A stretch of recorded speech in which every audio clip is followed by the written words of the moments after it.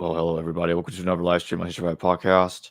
Today I'm joined by Dr. Jack Bull from Patristica, and today we're going to be discussing the earliest attestation of Paul's letters. So welcome back to the show, Jack. Thank you very much. Great to be back again. It's good to have you back as always. So when is the earliest attestation of Paul's letters? Wow. And that's a difficult question because it requires a certain set of presuppositions that need to be made before we can answer that sort of question. And so I suppose the first question you need to ask is, what do you mean by Paul's letters? Even among conventional scholarship, we have a few different definitions of what it means to be a Pauline epistle. For example, some consider the 7 letters of Paul to be genuine. Some add in maybe what's often known as the Deutero-Pauline epistles of Colossians, 2 Thessalonians, and Ephesians. And indeed, some go even further and still recognize the pastorals of 1 and 2 Timothy and Titus. And even further, there might be the odd person left who may even recognize Hebrews as Pauline. And so when we're talking about, okay, what's the first Pauline attestation, we have to work out exactly which Paul we're talking to, even amongst classical and the opinio communis of most scholars.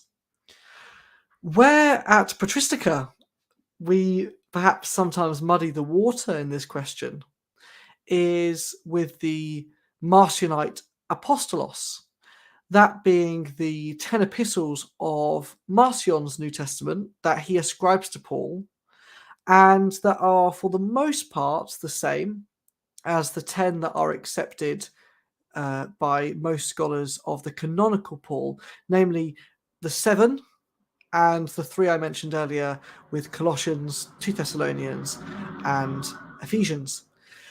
However, the content of those letters differs somewhat from the letters in our canonical versions. And indeed, one of the most striking differences is the name of the Epistle to the Ephesians, which is renamed Laodiceans in the Marcionite New Testament. The content also differs somewhat with regard to its theology around women, Jesus, and the resurrection, and towards the Jews and the relationship of Christianity to the Hebrew Bible. And there's a lot of sort of other things we could say about this, and it could get quite deep quite quickly, and maybe we'll go there today if that's something where the viewers lead us. But all of this to say is a preamble then, I suppose, that when we're asking what are the earliest epistles attributed to Paul and where are they found, what attestations can we find of them, whether it be in the Apostolic Fathers or whether it be in other early Christian or early heretical Christian texts, needs to be prefixed by that conversation because it depends what we're looking for. So maybe let's go with, for the moment, the canonical version and search for them. And I came to this question about 3 years ago before I begun to accept the opinion of people like Marcus Vincent, who is my colleague on Patristica, that the Marcionite Apostolos predated the canonical version. And so maybe by starting with that, I'll take you on the journey that I went on. When I went back to look for canonical Paul in predominantly the Apostolic Fathers, those texts like the Didache, the Epistle of Barnabas, 1 Clement, Ignatius of Antioch, etc., I thought that I would find an abundance of this material. In fact, I was dead certain of it. And yet, it wasn't the case. And I'm by no means the first to find this out, but perhaps what I am, along with a few of my colleagues, is the first to properly deal with this question rather than to avoid it. So, for example, I opened up my copy of the Didache and noticed that scholars before me had realised that the Didache didn't know Paul. Fine, I say to myself. The Didache might be early anyway. I've now revised my view and think the Didache in its current form is not early, but at this time I did. I then opened the Epistle to Barnabas and found the same thing. So too the Shepherd of Hamas. And I started to ask a question, Paul's gone missing in some quite significant texts. I'm sure we'll find hope somewhere. To which we then met 1 Clement, which has some fairly strong references to Romans and 1 Corinthians, and indeed maybe even also to 2 Corinthians, Galatians, Ephesians, and Philippians. But even these quotations could be passed off as what we call common tradition. And although I was inclined to believe them at the time, my opinion of 1 Clement has now changed such that I'm not even sure 1 Clement can be dated so easily as a fixed document, i.e. all of the chapters in all of its current form being written in one place in one time by one author. I think it probably was staged. The other place I got to was Polycarp's letter to the Philippians, and indeed we find a few references to Paul there, but it's again complex because the opinions on the authenticity of Polycarp's letter to the Philippians is complex too. One place where I was almost on certain ground, and this is partly as a fruit of my PhD, was the letters of Ignatius of Antioch. In his middle recension of 7 letters, we have several fairly concrete examples where Ignatius, in the middle recension, the 7 letters, and it's important I keep repeating that, is quoting from Paul. It's quite obvious. But my dissertation, my PhD thesis, along with the work of Marcus Vincent, my PhD supervisor, and 150 years beforehand, William Cureton, has effectively shown that this middle recension is probably dated actually to the end of the 2nd century rather than the beginning of the 2nd century, maybe around the 110s. So the only place where we can be certain, or could be certain, has now gone. Because when one looks at the short recension of Ignatius, of which there are only 3 letters remaining, Polycarp, Ephesians, and Romans, every Pauline quote, and for that matter, gospel quote, is gone. Kaput. Vanished. And so essentially the ball continues to rumble, because now not only do we have the preamble of which set of Paul's letters are we talking about, we also have a question of, even inside those texts that we are looking for Paul within, Didache, Barnabas, Clement, Ignatius, etc., it's not entirely straightforward when we want to date them, or whether they were written by one author at one time or one place, whether they were staged like the Ignatian letters were, from the short to the middle to the long, to another recension in Arabic, to another recension somewhere else. So until we sort of try to understand where we're looking for these things and what we're looking for, the question is almost impossible. However, one place where we found some hope and some certainty in this question was in Marcion of Sinope. His first New Testament is clearly attested.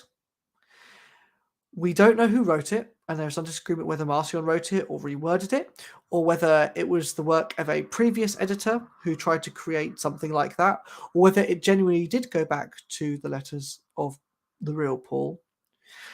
But one thing we can say for certain is that these Pauline epistles in the Apostolos, these 10 letters, are for certain around in the 140s. They're being responded to, and they're being dealt with. And so, arguably then, the first attestation of a Paul, or some form of Paul, comes to us through this Marcion figure. Now, one of the interesting things about that is, as I mentioned at the beginning, that Marcion's doctrine was quite different from what would later become known as orthodoxy. Indeed, people like Justin and Irenaeus, and later Tertullian and Epiphanius, would write against Marcion, trying to discredit and disprove his works, and in the case of the latter 3, and excluding Justin Martyr, often made personal attacks about the man himself in classic polemical style. And the dealings that he has with Justin Martyr are particularly interesting, as Justin writes to him rather than against him. And in his work, Justin also never refers to Paul. And that's quite an interesting phenomena, that his enemy is the first to publish Paul, and he does not have the need to use him. And so 3 excuses have been tried to be made for Justin.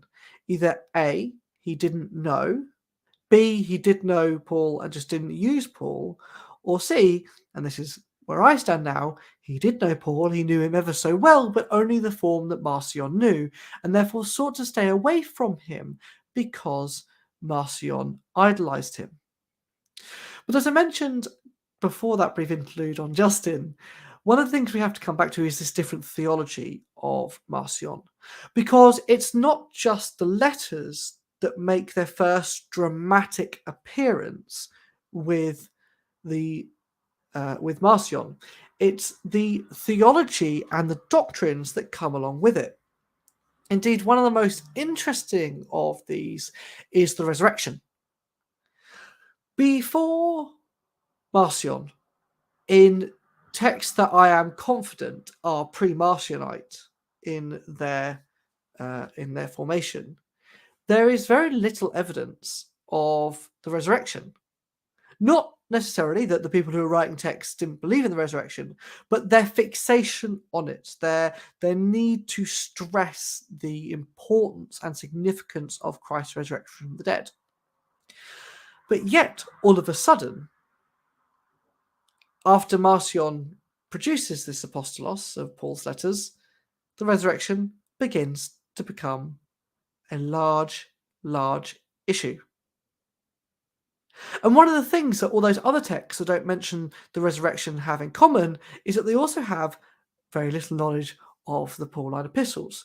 And so, to be clear, one of the only texts that I'm really willing to put in this category at one point as pre-Marcionite are the short recension of Ignatius in the 3-letter collection, perhaps a portion of the Didache, perhaps a portion of 1 Clement, and then maybe contemporaneously, or at least around the Marcionite epistles, but with no knowledge of them, Barnabas and the Shepherd of Hermas. So, in all of these texts that are pre-Marcionite, they lack both a knowledge of Paul and, more importantly, a lack of knowledge on the resurrection. So, to come back full circle then, after 13 odd minutes of pontificating, the earliest attestation of a Paul, and again, I'm not saying it's the Paul here, but it's a Paul, is in the Marcionite Apostolos, sometime around 140, with this supposed heretic from Sinope.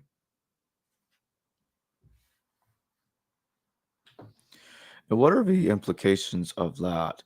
And when do you think, or which time period do you place the original composition of Paul's letters? The original composition, I think, has become an impossibility for the moment. Now, that does not mean that it is a futile task forever. And I'll come back to that in a second after we talk about the implications, perhaps. But the two things are inextricably linked. The implications for having the Marcionite Apostolos before the canonical version is that we now have an extra layer that has muddied the water to try and discern what is an authentic Paul. Indeed, as I mentioned at the beginning, it's already a difficult question among canonical New Testament scholars who believe that some of those might be genuine. They have, as I mentioned, the 3 distinct groups, the 7-letter people, the 10-letter people, and the 13-letter people of Paul. And there can be sometimes quite good arguments for one in favor of the other, although most of scholarship has now accepted the 7.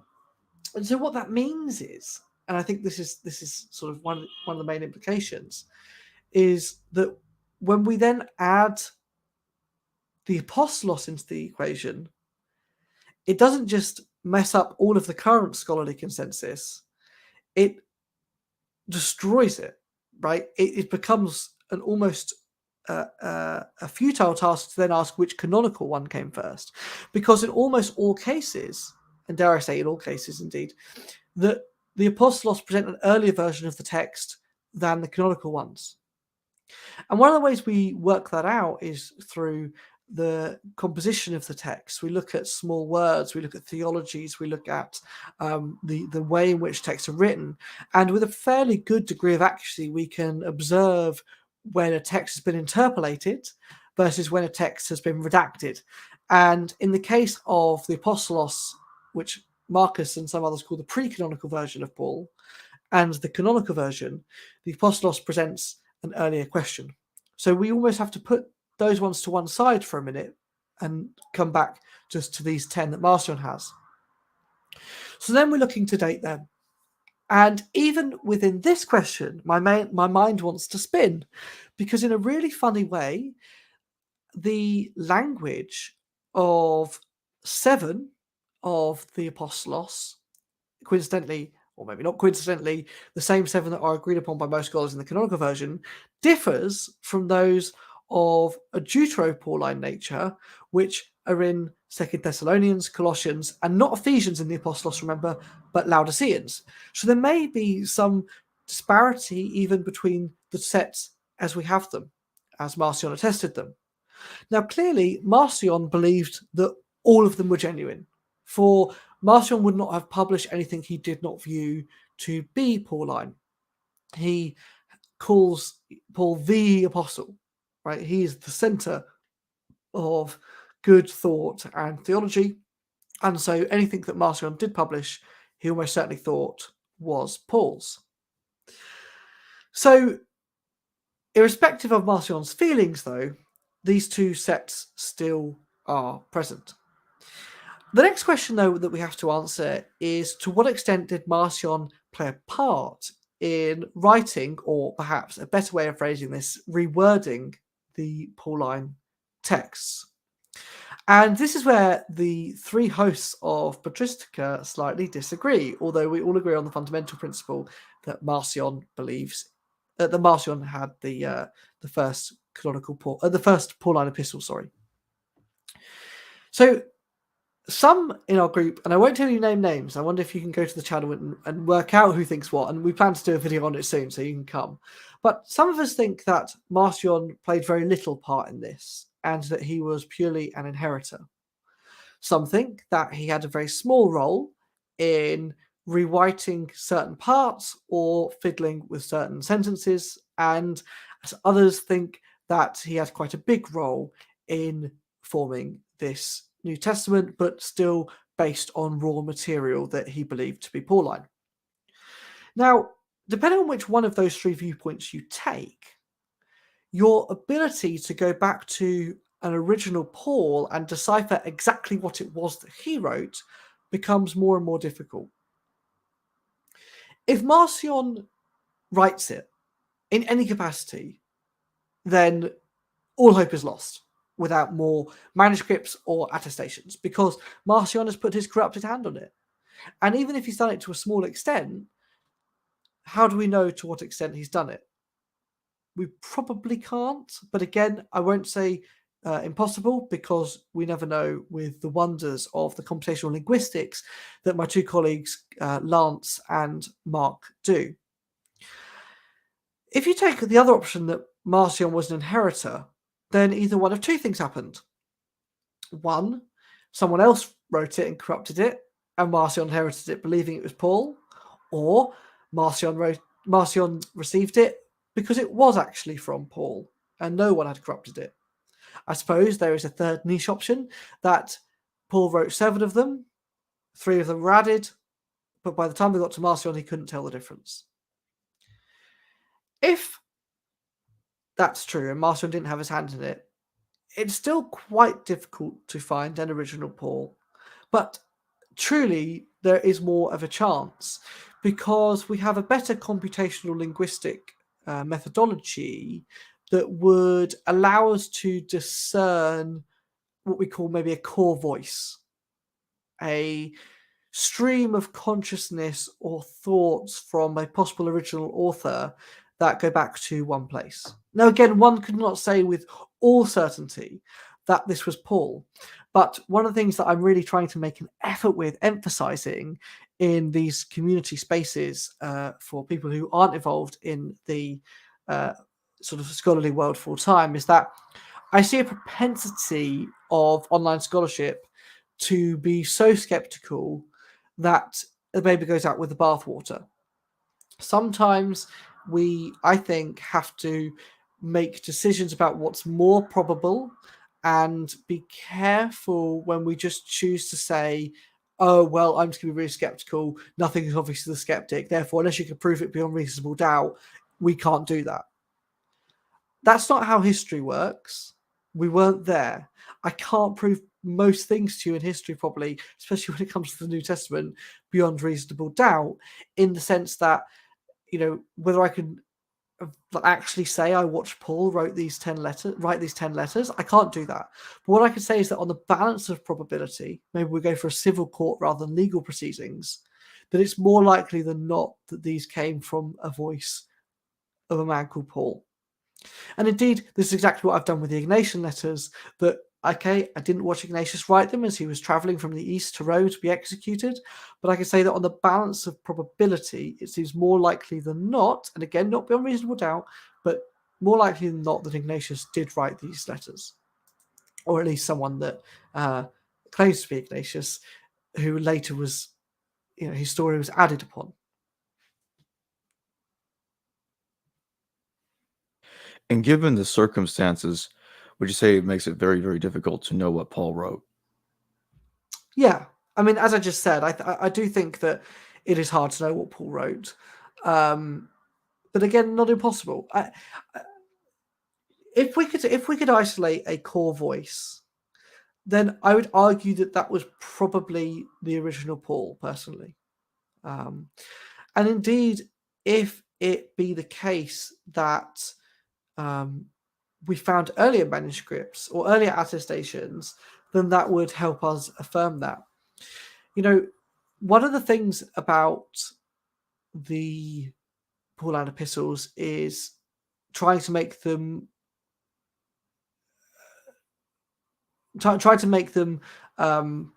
fit with the dates of Paul's life.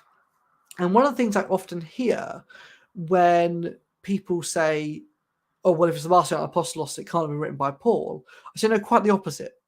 No, quite the opposite.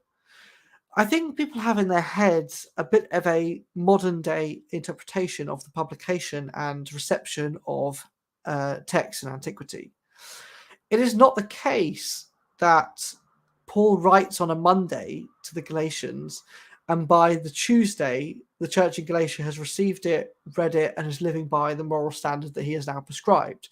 Quite the opposite. Instead, it's the case that Paul writes a letter. It takes however long it takes to get to the place.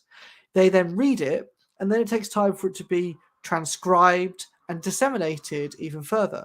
Now, I'm not like some scholars who say, oh, this whole process must have taken years and years. No, I don't think it probably did take that long.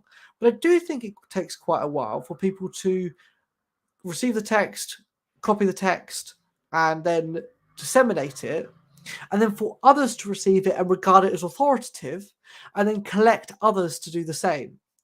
And so if we're saying that Marcion begins collecting in the mid-130s, then the text to have got to him, or for him to have searched, must predate him, obviously. And I don't see any reason why they couldn't coalesce sometime around the 60s or 70s. Again, notice I said I don't see any reason why they couldn't. I'm not saying they definitely do, but I don't see any reason why they couldn't coalesce around that date. So that all of these texts do have a Pauline influence. Now, one of the things that I'm really keen on at the moment is explaining to people that a lot of the times, unless, again, very obviously not, the tracing of these traditions probably can get closer to the apostles or to the authoritative person in question, but has often become so lost or so difficult to work out that people get so skeptical, and then they just say, like I said earlier, baby out with the bathwater, no one wrote anything, it's all made up, it's all a conspiracy, Jesus didn't exist, Paul didn't exist, I'm sure before you know it, Origin didn't exist, and one day Winston Churchill doesn't exist. I think that's a really dangerous methodology. I think that what often happens is that a tradition is created, and then to affirm and to legitimize practices, stuff is added. Someone asked me the other day, why is it the case that Ignatius' letters, for example, are added to and not Paul's? And I think one of the reasons for that is because Ignatius is actually quite an obscure figure in the 2nd century, or the beginning and the middle of the 2nd century, and only comes to prominence later in the 2nd century. And I think that someone saw an opportunity to trace to what was an authentic tradition for more letters with expounded theologies and beliefs and use of scripture and dogma, so that they could position their church as authentic with a apostolic lineage to Ignatius. So too, and I think Robyn Faith Walsh said this once, I find it really hard to think that someone created Paul ex nihilo to somehow provide a core legitimacy to their beliefs. That to me is unfathomable.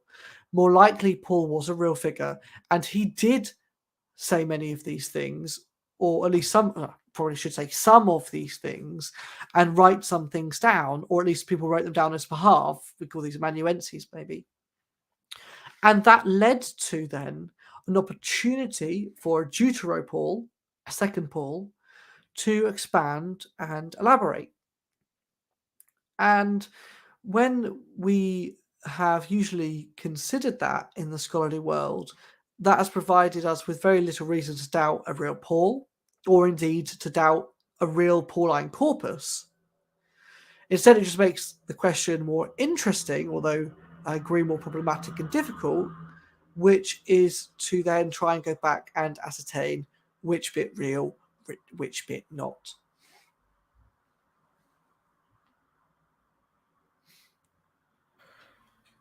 So for the moment, where would you lean towards that? You can't, I know you're not certain. You don't have a definitive answer, but which time frame would you place the earliest version of Paul's letters for the moment? Sorry, say that last bit again. For the time being, when would you lean towards placing the earliest Pauline epistles? Which time frame would you put them in?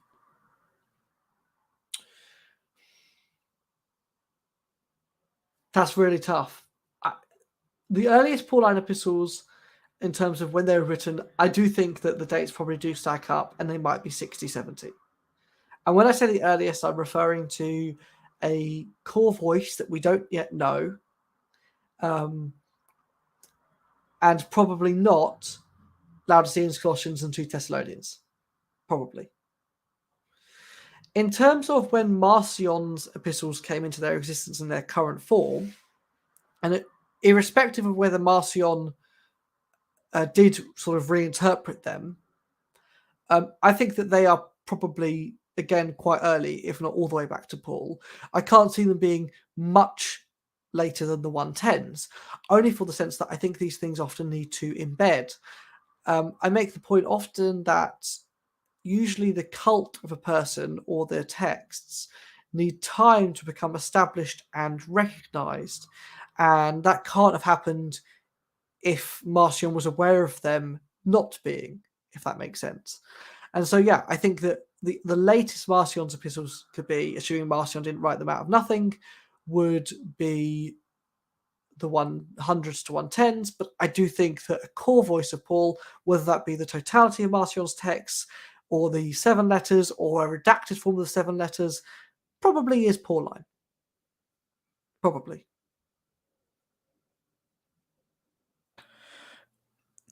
And why do you think the Pauline epistles were so beefed up? Why were they enhanced in the way that they were?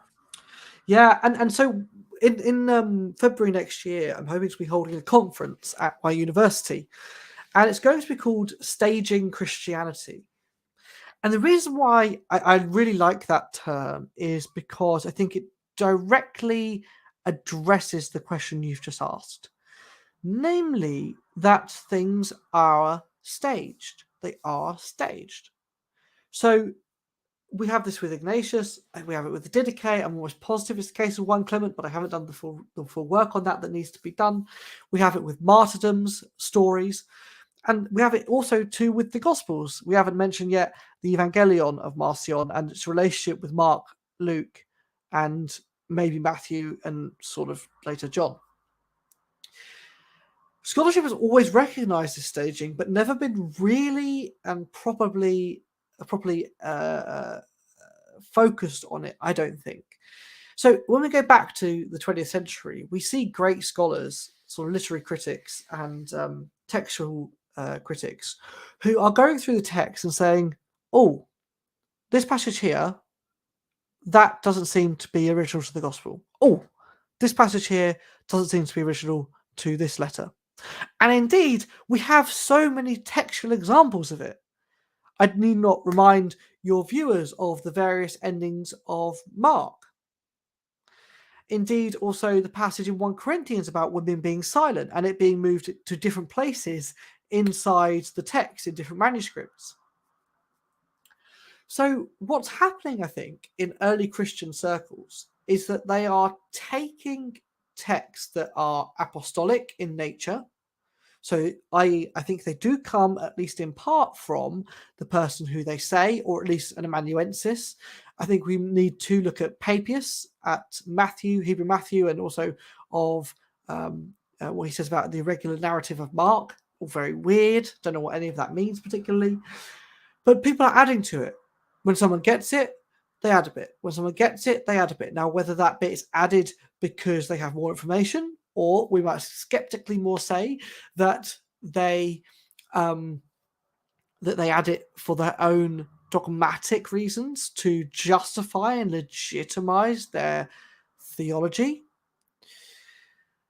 That's what's happening here, and it makes complete sense. Look, I've just gave a presentation on bishops, priests, and deacons in the early church. And one of the things that we find about this threefold ecclesial hierarchy is that they're almost entirely absent in either the canonical or pre-canonical Marcionite or the Apostolic Fathers, right? They're almost entirely missing. But one of the things the Seventh Recension of Ignatius does, and some other Apostolic Father texts, is they try and sort of wedge this issue in when clearly no of the other contemporaries at the beginning of the 2nd century know about it. And so one of the reasons I think that, let's say, Ignatius is interpolated is because it adds legitimacy to Ignatius, because he follows something that has always been present. Again, this is not a true, but they're trying to make out like it was true. You know, he inherited bishops, priests, and deacons, therefore it must go back to John or Paul or Peter. And then, you know, when we get to the end of the 2nd century, me as a 2nd century bishop of Antioch can legitimize my position and say, well, look, I should be a bishop because at the end of the day, I've been here since day one as a bishop in the line of Peter and Evodius and Ignatius and whoever else. And just to give you a flavour of why that is so clear to me, is that when we get to the Protestant Reformation and the question of bishops, priests, and deacons, what happens is all of the reformers who are against these roles tend to say that all of the texts that mention them in the early church are spurious, and all the texts that aren't are genuine. And so too on the opposite side, the Catholics say, actually, all these are genuine, how dare you? And one of my favourite examples of this, I think, is J.B. Lightfoot, who is a very, very big figure in the 1800s, who starts his life as quite a good scholar, rejecting the Ignatian epistles in the Middle Recension, agreeing with Curaton, and being quite radical. And then all of a sudden, when he's elected to be bishop, all of a sudden, these texts that are in favour of bishops, priests, and deacons, Lightfoot now doth agree with. I don't want to sort of throw too much shade at Lightfoot for this. He may too have had some genuine reasons for this, but it does seem to me a happy coincidence that what often happens is we see what we want. We want to be true, the things that we like, and we want not to be true, the things that we don't like. And so thus, back to Paul and any other of these texts, indeed the Didache or 1 Clement, people are touching these texts, touching them up, so that they meet the modernization of the day. Another really good example we get of this is by looking at the evolution of the Didache, which becomes the Didascalia Apostolorum and the Apostolic Constitutions. People take this document, the teaching of the 12 apostles, and then they add a bit, and then they add a bit, and then eventually it becomes this massive blown up document where apparently, according to the 12 apostles, they're pretty well aware of 4th century dogma. Seems unlikely. Why is it done? Because it adds legitimacy to the people at the time, and it goes back in time to show this was the case. And that, I think, is a very sensible reason and a very good MO for why this happened. The sticking point comes, however, when the text becomes so popular and is regarded with such reverence, maybe we could call it even at this stage a canonical level of authority, that people know it too much. And therefore, when one adds to it, it becomes obvious. I think now about the letters of Paul and Seneca. Clearly, the Pauline epistles, and again, irrespective of whether the canonical ones are the first or not, they have become the ones that are considered first, and therefore no other epistle can be genuine. And this is surely also the view of the people who seek to criticize Paul later on as well.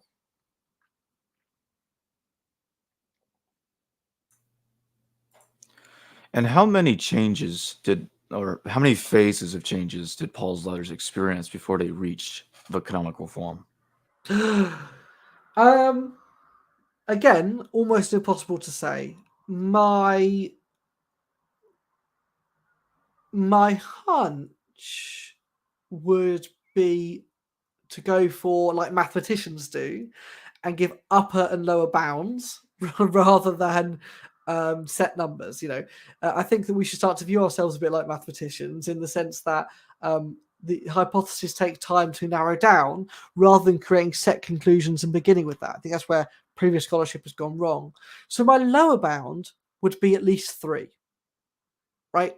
It went from the original Pauline epistles, whatever they may have looked like, and I don't know what they look like, to adding in the 3, because my position at the moment is I don't think that even in the Apostolos, those 3 are genuine. So that's one sort of adaptation. The second being the Apostolos. So I think the Marcion, I'm giving away my position here, I think Marcion has some play in this, some role in this work of Paul. Again, I think it's probably minimal, but still can't be overlooked. And then third, the canonical redaction. So the addition of, so the original, so maybe you could say 4, the original, the addition of 3, Marcion, canonical.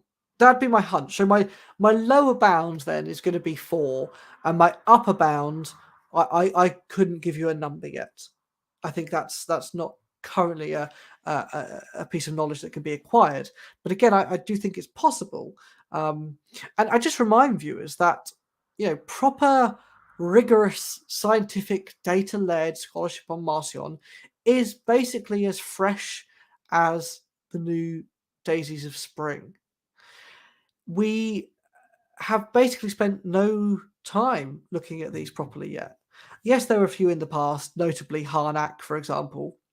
But in terms of what's going on now, pioneering scholars such as Matthias Klinghardt and Jason Badoon and Marcus Vincent, these 3 guys are really pulling their weight. And with the addition of people like Dr. Mark Bilby and his knowledge of computational linguistics and working with people from Perseus and other very well-rounded scholars in this area, I think we can really do something that will build up a picture of what may or may not have been authentically Pauline. I just will add, though, before we move on, that one of the reasons this is so difficult in the case of Marcion is because we don't just have a nice boxed manuscript that's come to us with a little bow on top saying dear scholars love Marcion, of his apostolos. Indeed, quite the opposite. We have lost that text. And so we require a reconstruction of it through the lips of those who have read it and engage with it, such as Tertullian. So that again raises more questions about whether even Tertullian can be trusted to give us the authentic text. And we did a video on our channel recently, which may interest some of your viewers, where we look at how scholars go about weighting the different attestations of a certain passage in the Apostolos. For example, there's Codex Bezae, and we look at it versus Tertullian, and if two of them disagree, which way do we weight it? Do we give the agreement to Tertullian, or do we give the agreement to Codex Bezae? These are some of the methodological questions that need to be taken into account. So we have to bear those things in mind again when we're dealing with the creation or the recreation, the reconstruction of these texts, and also in dealing with the layers of them, as it were. So we'll take a super chat question real quick from Evergreen. Thank you for super chat. Is Marcion the popularizer of Paul's innovation, namely death and resurrection of Jesus as the central dogma? Death, no. Resurrection, yes. There is a great book, again, written by my doctorvater, Marcus Vincent, called Resurrection. Oh, I might get the name wrong. Maybe someone Google it for me. I look like a fake fan now, don't I? Resurrection, Early Christianity, I think it's called. And in that book, he looks at all of the evidence for the resurrection in pre-Marcionite texts. And in those days, he was far more open to some of these texts being early, like 1 Clement, Barnabas, Didache, blah, blah, blah, blah, blah. And the only stumbling block he could really find in this was the 7-letter collection of Ignatius, who talks about the resurrection like nobody's business. He goes bilio for the resurrection. But since 2019, and indeed now my thesis is coming out hopefully next year, it's come clear to us that even that 7-letter collection of Ignatius does not belong in the beginning of the 2nd century.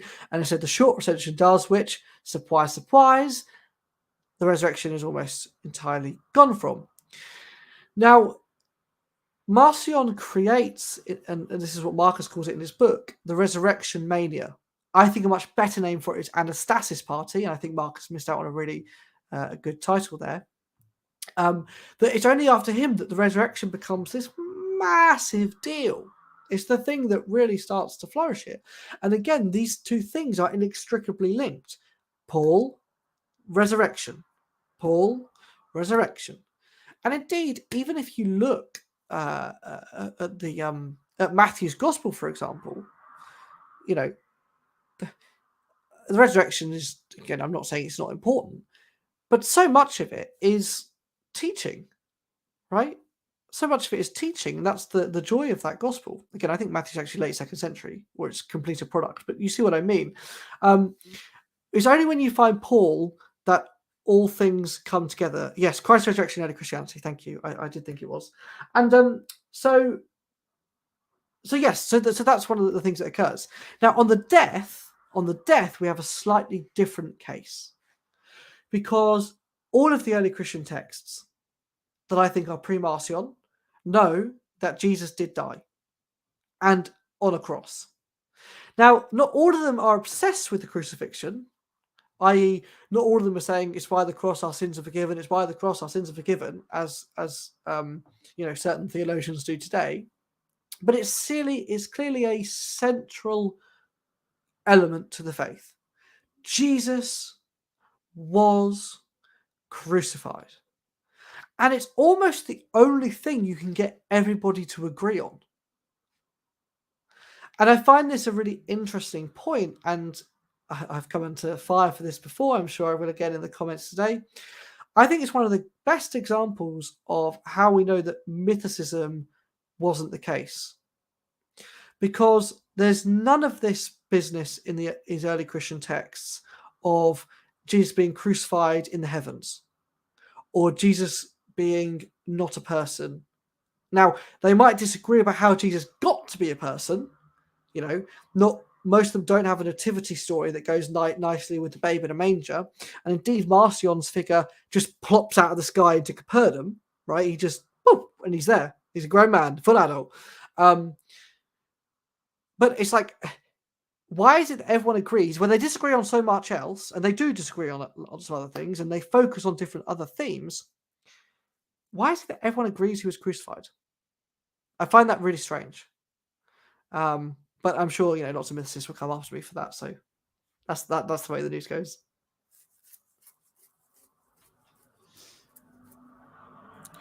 Do you think that, say, Marcion may have slightly fiddled with Paul's letters to make it fit with the gospel or the Evangelion? What do you make of that? The question is, did he fiddle with the gospel as well? And again, No, my question is, did Marcion mess with Paul's letters to make it a little bit more make it more in line with the theology of the Lord's gospel? yeah, but my question is, did he also fiddle with that too? Right, that's the point I was making. I think that the Evangelion also has a redactional process and is difficult to see. And the person who talks to this about would be probably Mark Bilby. It's not obvious to me that Marcion didn't have a hand in maybe both, a little bit. Putting his finger in every pie. Again, I'm not conclusive about this because I haven't seen all of the data that my colleagues have been bringing up recently on this subject. But one would be able to show quite convincingly whether the authorship of the Evangelion was the same as the Pauline epistles, if indeed that was the case. We could show probably decisively either way. If they were the same author, then my hunch would be to blame Marcion rather than to blame a previous redactor, though that would not, again, be impossible.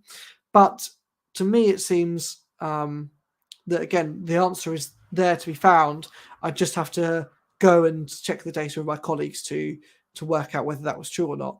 And indeed, they may already have done that, and I might not have been listening. So, maybe we do an episode about this on Patristica, and people can come have a look. All right. I'm going to see if I can find another question. Just a super chat for a moment. There is one I'm looking for.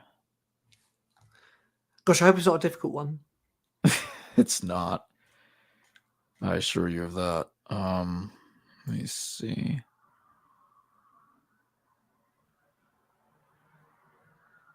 There it is. Nettie says, so Gary Habermas and the ilk are wrong about 40-50 for 1 Corinthians. Oh, I think you'd have to be bananas to think that.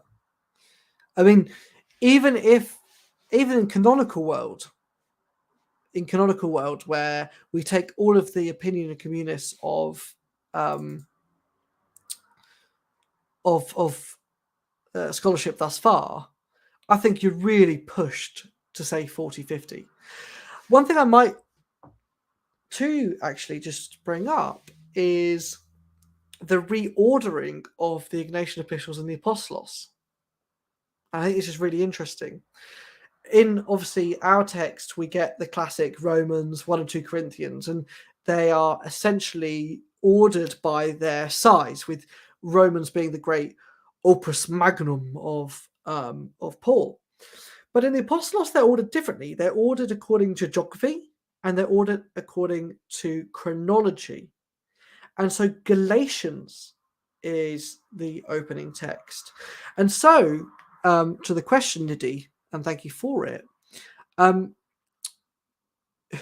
Galatians has to be first, or at least according to Marcion's Apostolos. Galatians is first. And actually, I think you'd find a lot of scholars who would probably accept that, even in the canonical version.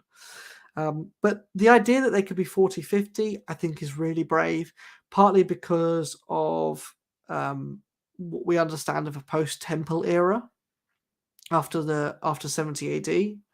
I also think that issues arise a little bit with the theology and the anachronisms that are apparently found in the canonical texts compared to their compatriots. I would also add that when we look at a date like 40-50, we would expect to see the reception of that text then probably earlier, I think, if it was regarded as authoritative. And also, we haven't got a great deal of evidence that Paul. What was Paul doing then? I don't think. Again, we look at the Book of Acts, and the Book of Acts is just full of fantasy. Yeah, I mean, there's no clear historicity to Acts at all in certain elements, and indeed it even contradicts what Paul has to say himself in other parts. And so, trying to work out a chronology of Paul is not so easy. In fact, I was also having a conversation with someone the other day about the death of James. And it's like, it's okay to give a certain date, but it's not so easy to back it up with concrete evidence. We can't just keep using the wild assumptions of previous scholarship. And that's what they are all the time, just wild assumptions. And so, yeah, I think 4050 is optimistic in every case, irrespective of collection, recension, author. Can you speak a little bit on the anachronisms in 1 Corinthians? Well, in the canonical version, one of the passages that really sticks out in my mind is the passage about women and the necessity for them to be silent in churches. This is the passage that is often moved in manuscripts that we have of the canonical 1 Corinthians. And in Marcion's version, what we find is that women actually are quite the opposite. It's not the case that they have to be silent in church. They must speak to the unbeliever. They must. It's like their job. And when you read that in context with the rest of 1 Corinthians, because it also has the passage beforehand, which canonical Paul has, about women must have their head covered while they're prophesying. And you're like, hold on, women have head covered while speaking, women not allowed to speak. No, something doesn't work there. Something sounds strange. Whereas in Marcion, it makes complete sense. Women have to have their head covered because they're gonna speak. I was talking to Phil Tite on the channel a couple of days ago, and I think we're going to upload that next week. And one of the things that Dr. Phil was saying was that there seems to be this trajectory of women being involved in the church to women being less involved in the church. And it's not abundantly clear to me anyway that is a universal truth across the church in the late first, early second century. But it probably was the case in certain areas that women were more prominent than they ended up being by the time we reached someone like Irenaeus. And so it strikes me that the idea that women don't have a leadership place is something that is diminished rather than added. And so the anachronism therefore is that only men hold speaking role, only men are allowed to speak in church. I don't want to extrapolate that, actually, if I may just bring myself back a bit. I don't want to extrapolate that women have an ecclesial role necessarily, even in Marcion's text. But they have some role to do something, and then that's then gone by the time of canonical Paul, not just gone, but utterly reversed. And I think that's an anachronism. I don't think that's present. I think that's the equivalent of the iPhone, that Winston Churchill used to ring his mum. And indeed, there are other occasions where women also seem to have played a more prominent part. I mean, you look at the Gospels and the role that women play. In some Gospels, they're given great credit, and they're the first ones to which Jesus appears. In others, there's a great skepticism over whether they can really engage. And one of the other things we see among other early Christians, and at this point I do call them Christians because I think that the idea of heterodoxy and orthodoxy has not become as apparent as it has post Irenaeus. Other early Christian sects, we might call them, like Apelles, like the Phrygians, have women in roles, right? They have women doing stuff. And so I do think that the original Pauline epistle either did not have the passage entirely and it was omitted, or that the Marcionite one was earlier and the Pauline one, the canonical Paul, changed it to fit what reflected their ecclesial authority at the time.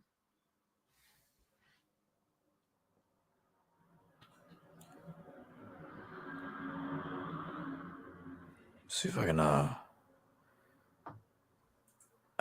Here's one. Beasto says 1 Thessalonians, Jesus killed as Jews killed the prophets. Where is the Jesus prophecy?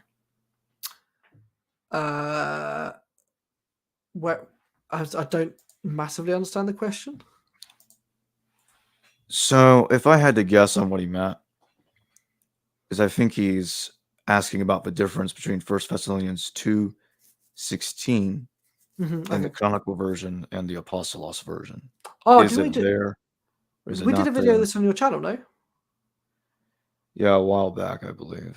There you go. Wow. That's a good reason to go back on the channel and check it out. We did a short video on it. Although I would say that there are other scholars. I remember one mistake we made in that video was we didn't list extensively enough the scholars who reject that passage. So maybe we should look in the comments. I think there's a good comment there that says some of the other scholars that do reject that passage.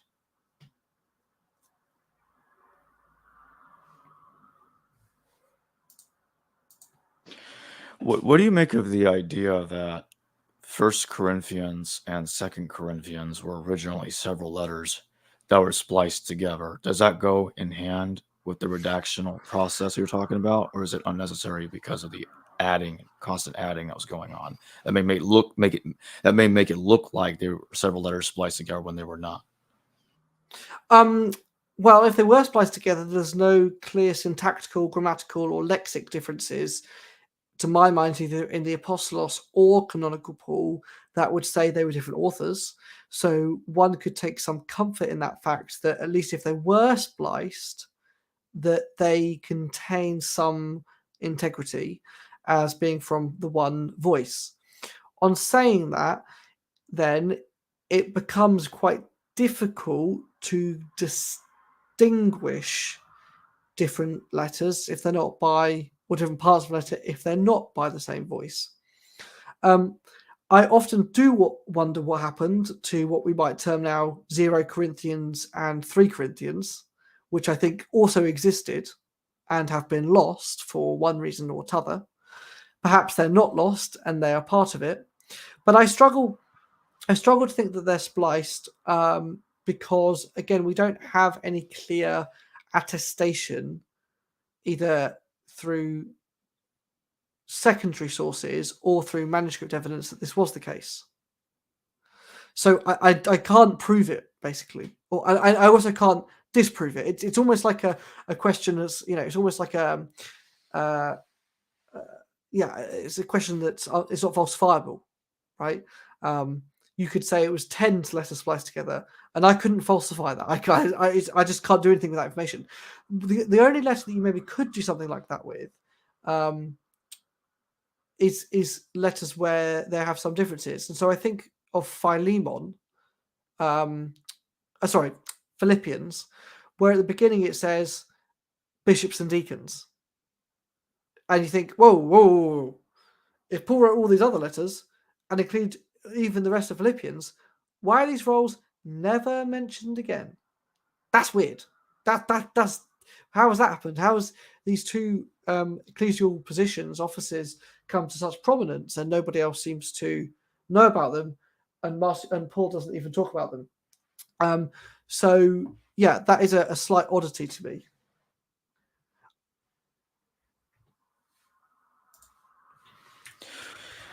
I want to go back to what you were talking about earlier about Laodiceans and Ephesians. So can you talk about how we know that Ephesians is basically Laodiceans? Because some might look at the text and say, well, Ephesians looks a lot different in certain places from Laodiceans. So what's the deal there? Yeah, I mean, well, essentially, they are actually just quite similar in their text. They are quite similar in what they amount to. they just disagree about who the intended recipient is. One says Church of Laodicea, one says Church Ephesus. The other differences are not enough to make it unrecognizable, right? It's like copy my homework but change it a little, basically. So yeah, there'd be no reason to doubt that they were the same thing. Now, where that gets interesting is that even traditional scholars have accepted that there was probably a church of Laodiceans on top of that 0 Corinthians and 3 Corinthians maybe that I just explained. And so I find it quite interesting that we now have that perhaps Laodiceans passage, a Laodiceans letter, I should say. But again, we then don't have an Ephesians, so that's gone missing. But yeah, they are recognizable. You wouldn't be able to mistake the two.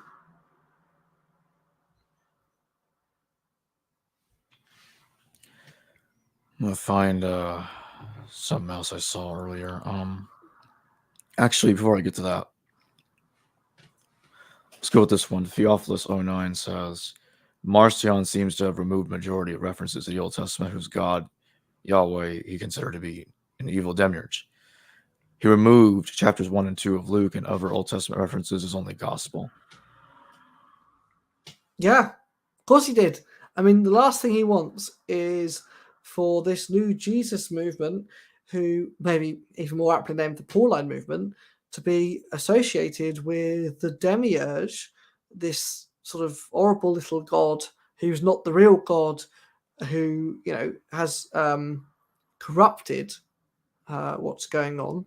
So yeah, he absolutely removes those references to the Old Testament. And it's interesting though, because there is some disagreement among some of the early church heretics as to what the Hebrew Bible actually is. I mean, for example, Marcion seems to accept this demiurge and talks about his evilness, whereas his disciple, who abandons him to found his own sect, who I mentioned earlier, Apelles, is somewhat different in the sense that, yes, he still rejects the Hebrew Bible and the Old Testament, but the difference is he believes it's made up.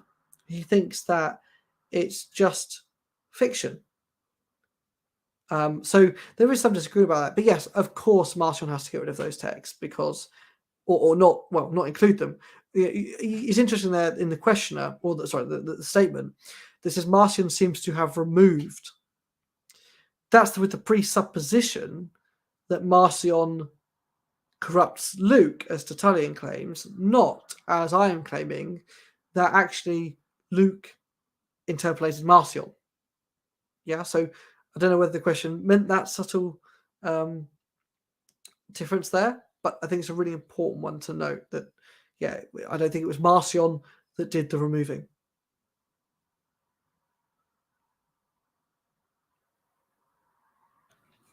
I'll find another one.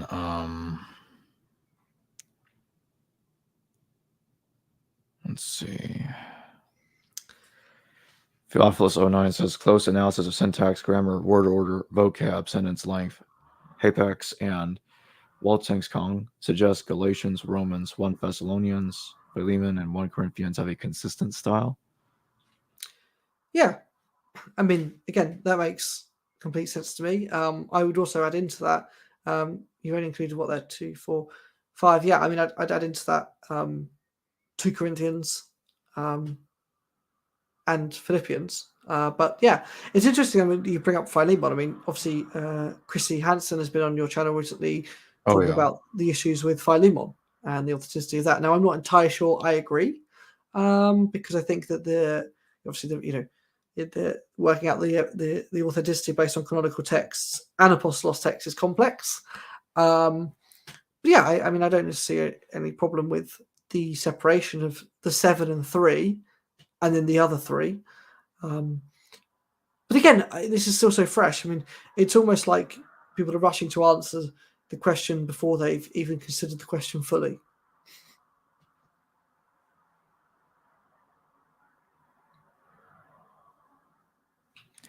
And to to further discuss that, do you think that this consistency or supposed consistency across these 7 letters that are assumed to be authentic, do you think that could be caused largely by a canonical redactor, perhaps a single individual or a single individual leading a team of individuals who are agreeing with each other on what to add throughout those letters?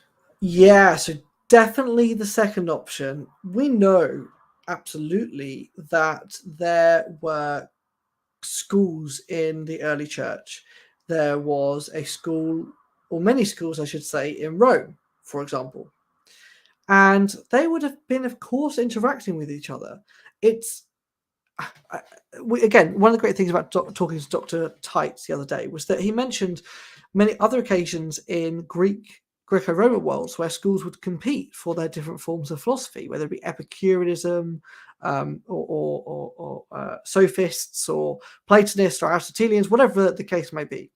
You would compete and interact with and engage with the other schools around you to put your best foot forward. And you would write texts that you would hope would convince people to come to your school. Now, nobody ever goes into that sort of textual composition without thinking that their text is going to be the winning text. Right? You don't think, oh, for example, I'm going to write the Gospel of Matthew, and I'm sure that this text will be alongside the other 4 forever. No, you write it because you think that your Matthean text is going to be the winner. And in a similar vein, when it comes to the Apostolos, I think one of the reasons why Justin Martyr refrains from using Marcion is because he goes, "Oh no, that's not our text. No. We don't need that one. That's not our one." And so that's why he concentrates on the Memoirs of the Apostles. Aha! He's got his own set of texts.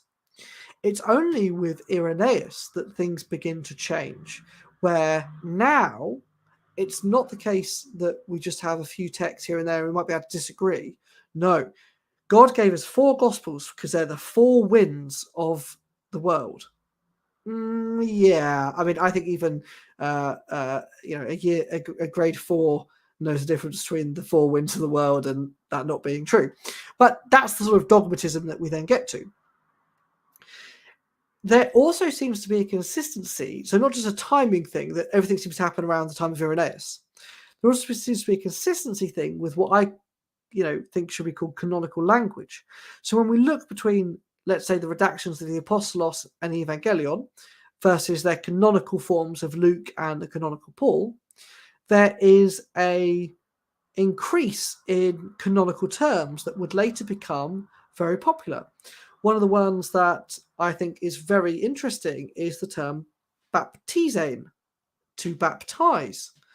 In the Apostolos, it's only used once.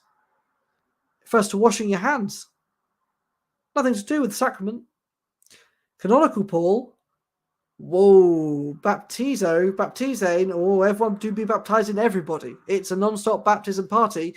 And if you don't get baptized, you're damned. Oh, that's it for you. So, too, with Ignatius of Antioch's letters, in the 3-letter collection, no similarities with Marcion, no similarities with Paul, no similarities with anybody.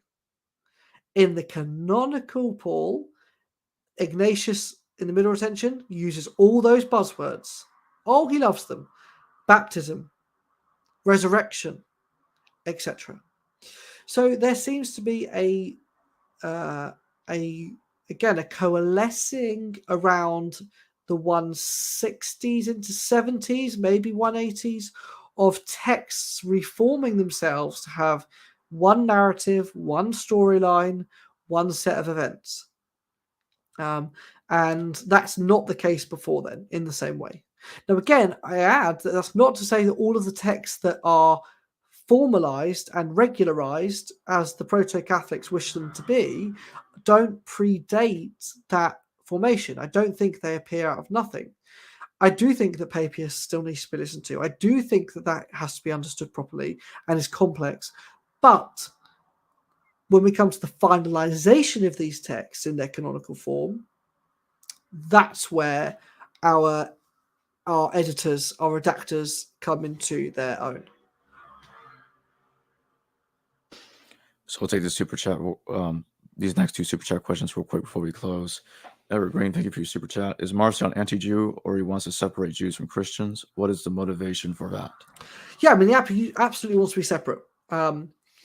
And that's because the God of the Old Testament is the demiurge. He's evil, and he's not really God. He's sort of again not he's not a full God. Again, my wife actually, I was going to say someone. My wife said to me, "Jack, you're sort of the demiurge to Marcus's God." I'm not entirely sure how theologically appropriate that is, or practically appropriate. But what we're saying is, like, in England, we use the phrase BTEC. It's a lesser form. And Marcion absolutely wants to separate himself from this religion, or at least from the truth of that religion. And I would argue that that's not unique to Marcion. In fact, quite the opposite. I think even in canonical texts, we see elements where the Jews are removed slightly. I mean, you think about that famous passage in Matthew where it says, "The blood, his blood be on us and our sons." You look at some of the Johannine, hoi Judaioi, the Jews, and the way in which sort of there's a relationship there. And indeed, Judson Martyr doesn't have the biggest love for the Jews. But you can see why as well on a practical level, even more than a theological level.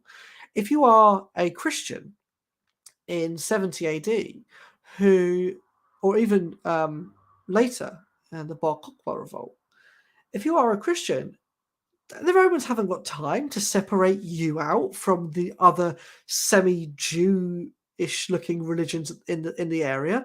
They haven't got time to go around and say, "Excuse me, do you follow the man called Jesus, or are you someone of the Old Testament?"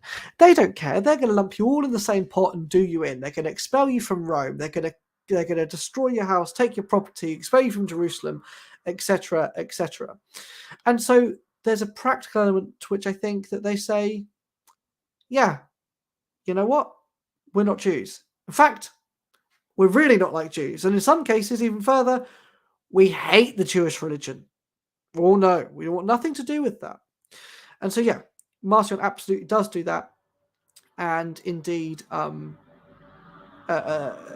think some of the later, after it's died down, that we get an attempt at reconciliation between Jewish traditions and Christian traditions.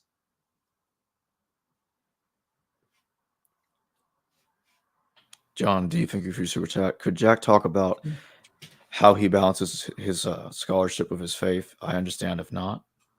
Yeah, well, look, I make no bones about it. I am a Roman Catholic. I attend a Latin Mass with my wife, and I am a Christian. And I appreciate that for a lot of people. They see a cognitive dissonance there. And for me, I think that there are two separate things here. The first is that I see church authority laying in conciliar leadership rather than in a book. And the second is that, and I should say I'm a convert to Catholicism, I wasn't always. And the second is that I also do see a trace of all of those things that I mentioned earlier, that they will all stem back to apostolic traditions. That's why I do make such a big case for Papias and his Hebrew Matthew and his irregular Mark. But in some way, although not in its totality, I sort of make the same position that Papias makes, which is that we don't focus on the book because we have the Apostle John with us. That's what Papias says. And although obviously I don't have the Deo gratias Theophilus, although I don't have the Bishop John with me, I have bishops now who I think act in a conciliar manner to in line with the bishops. So again, I appreciate, you're all going to say to me, "Well, Jack, that's pretty unconvincing." I'm not here to convince you of that. I'm here to convince you of my scholarship and my personal views. You don't have to like them, but that's a you problem.